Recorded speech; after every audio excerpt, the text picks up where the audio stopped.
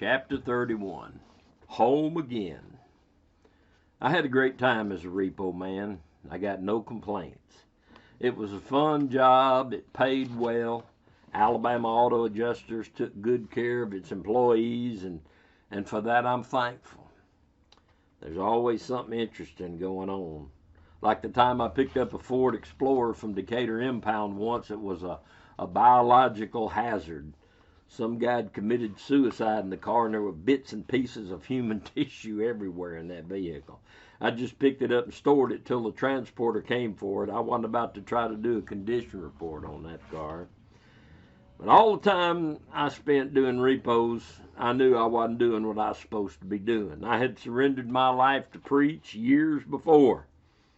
But I tried to do things my own way, and even though I was successful and had a great time, there was still that still small voice inside that kept telling me that I'm wasting my time and my talent.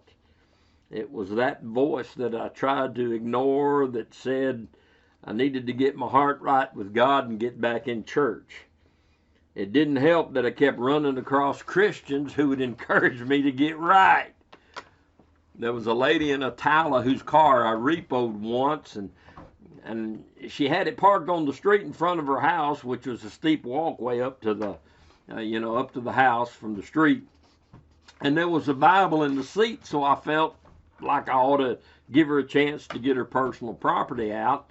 And I climbed those steep steps up to the house and knocked on the door. She was a very nice lady who had no problem with me taking the car. She was on her way to the ladies' Bible study at her church that morning. And I asked her to mention me to the ladies and pray for me, and she said she would, and I believed they did. I had a voluntary over in Athens one day. I went to the given address, and it was an older frame house in an old part of town with parking in the driveway beside the house. The collateral was parked beside the house, and I knocked on the door to get the keys. An elderly black lady came to the door, and as soon as she opened the door, I could smell collard greens cooking. I told her something sure smelled good, and she laughed and invited me in for a mess of them. I had to decline the invite, but they sure did smell good. Her situation was that she had signed for her granddaughter to buy the car, and the girl had not been able to pay, so Grandma was letting it go back. And she gave me the keys, and we talked a little bit, and I told her that several years before I had been the pastor up at the Madison Street Baptist Church, just a few blocks north of her house. I told her that I'd gotten out of God's will and that I needed to turn my life around, and she said this, and this is a quote, and I've quoted her several times throughout the years. She said, "You just need to get back into church and confess your stupidness." I laughed. Yeah, I did. We talked a little while longer, and I left with the car, but I never got away from what she said. I really did need to get back into church and confess my stupidness. By this time, my personal life had hit bottom. I was homeless. I was divorced and sleeping on the floor of a locksmith shop of some friends' locksmith there in Huntsville.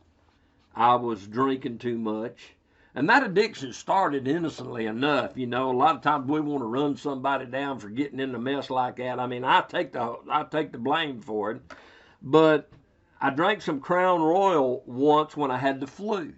I never drank before that. I gone 40 years without drinking. But I drank some Crown Royal. I was sick, and from that time on, it just got worse and worse until I was hooked. I drifted away from where I needed to be. I still had my job, but I could see the writing on the wall. I needed help. I started driving down to Warrior, Alabama on Sunday mornings and would go to church with my Aunt Dorothea and Uncle Glenn Victory. They were going to Smoke Rise Baptist Church, and I'd go there and work my way back to Huntsville after the service. And they were without a pastor, and they had a brother, I think it was Dan Moran, was filling in for him. One Sunday morning, I walked the aisle and made things right with the Lord. I rededicated my life to the Lord, and I turned the mess that was my life back over to the Lord. Back in Huntsville, I wanted a place to serve. somewhere where I could get back into ministry. Well, Brother Brian Murphy was pastor of the Community Fellowship Baptist Church here in Huntsville at that time. Brian had been a young man in the church where I was pastoring in Athens years before. He had surrendered to preach, and after college had taken the church there in South Huntsville. And so I offered to come help him if he felt comfortable with me being there. I mean, I was once his pastor and had messed up big time, and I didn't want him feeling uncomfortable or threatened by me being there. But he readily accepted my offer, and I started out helping him as a music director and children's pastor. And we had a great ministry there. It took a while for me to get over my wife dropping me like a hot rock, but after a while I started dating again. Now, I'm living at the locksmith shop, which it's good and it's bad. It's good because I had absolutely no bills. I mean, I was still working, I was still doing repos, I was making good money doing asset recovery. I made more money in doing asset recovery than I ever had in my life. I had more money in the bank than I'd ever had in my life. The downside was I was living at a locksmith shop. I slept on the floor on a cushion in the back, and I had to be up and sober by 8 o'clock every morning because that's when the business opened. Well, I bought an air mattress to sleep on, and it lasted about 2 nights because of the chips and metal shavings punctured it. It wouldn't stay inflated, so I went back to the old cushions.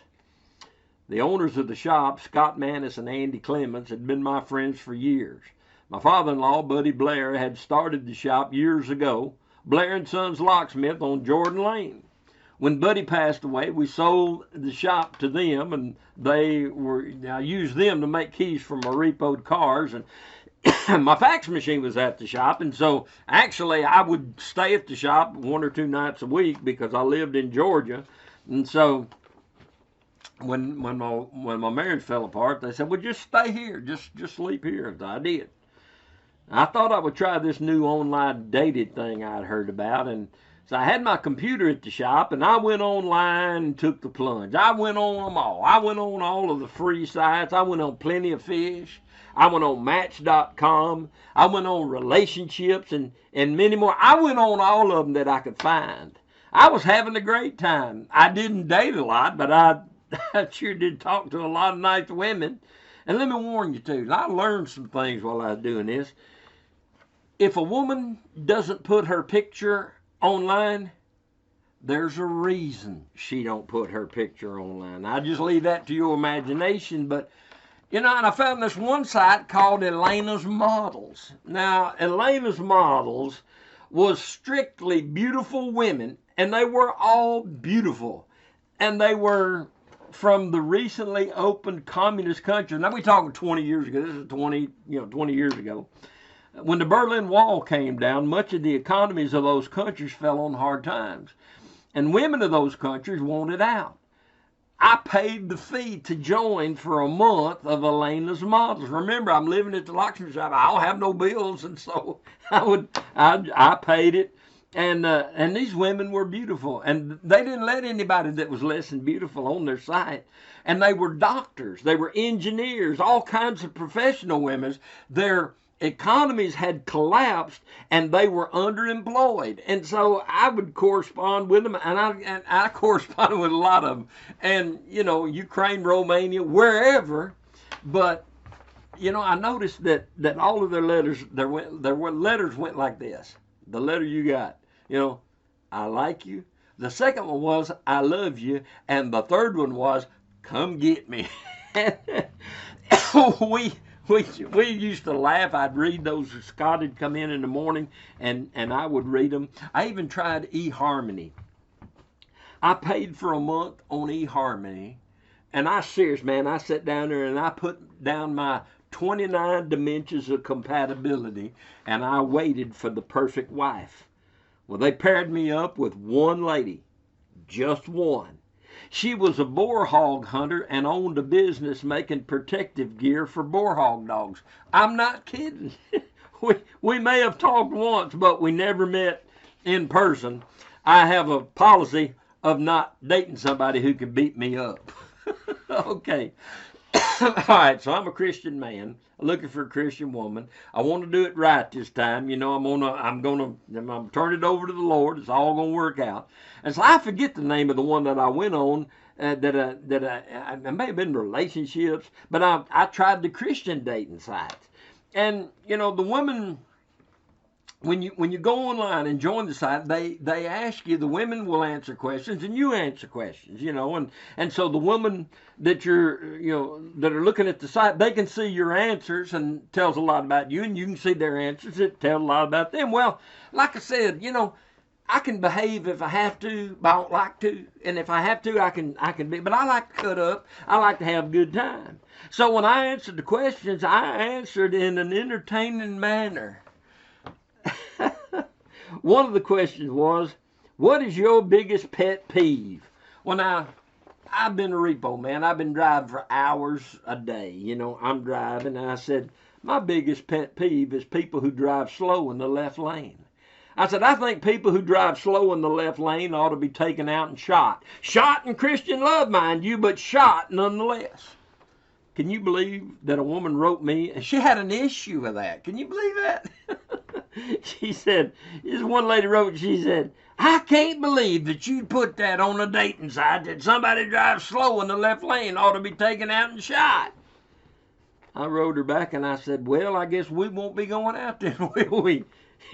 You see, you're already eliminating the wrong candidates. If you don't have a sense of humor, we're not going to get along very well anyway. And you got to have a finely tuned sense of humor. But one of the questions that they put on there was, what did you learn from your last relationship? I wrote, I learned that the police have this stuff called luminol, and even though you think you've cleaned up real good, they can still find where the blood was. That went over real well. I had women writing me telling me that my profile was the funniest profile they'd ever read. They thought it was a funny guy. I was a funny guy, but we never went out. Well, I met one lady, and we hit it off, and she thought I was the one. You know, and I was beginning to think maybe she's the one. We went out a couple of times, and she went with me repoing, and we talked about the Bible. Her sister called her one day while we were on the road riding. Her sister said, what are you doing? She said, I'm riding with your future brother-in-law. And that was a bit fast, I must admit. But, you know, she went with me a few times, and I brought my Bible. We talked about the Bible, talked about the Lord. We was from the same area of Birmingham. I mean, she knew about Mr. Sid, the gay hairdresser from 5 Points, so we had a lot in common. I was beginning to think maybe she was a good match. Then one day she told me over the phone, she said, I got something to tell you. I want to talk to you one of these days soon. And that just melts my butter right there. I mean, look, don't do that to me. Don't tell me, well, now we need to talk and hang up. That ain't going to work. I need to just talk about it now. Let's get it, you know, get whatever it is. I need to talk about it now.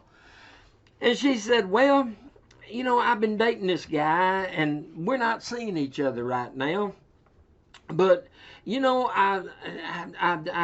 he was going to get a divorce, and I said, what? Wait a minute. What? Hold on. How many? What? She said, well, he was going to get a divorce, and then we were going. I said, you mean to tell me that you're dating a married man, but now you're dating me? But if he shows up with the divorce papers, I don't think so. I just no. And we didn't. That was into that. One site that I signed up for was Millionaire Match.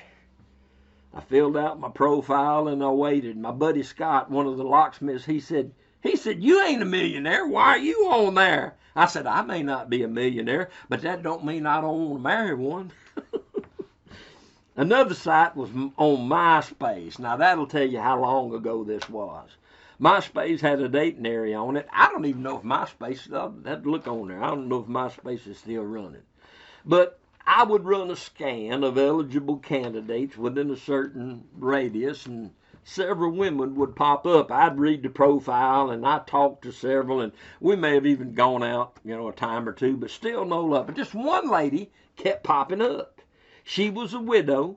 She worked as a registered nurse at Huntsville Hospital. She made a lot of money, and she kept popping up every time I did a scan. And I always thought, this lady's not going to be interested in me. Here I am, homeless, living at the locksmith shop. Let me say this. I said I was homeless. I was homeless by choice. You know, I still use the shtick as being homeless because it helps me with my outreach with you know, the down and outers and folks like that. But you know, here I am. I'm homeless. I live at a locksmith shop. Recently divorced.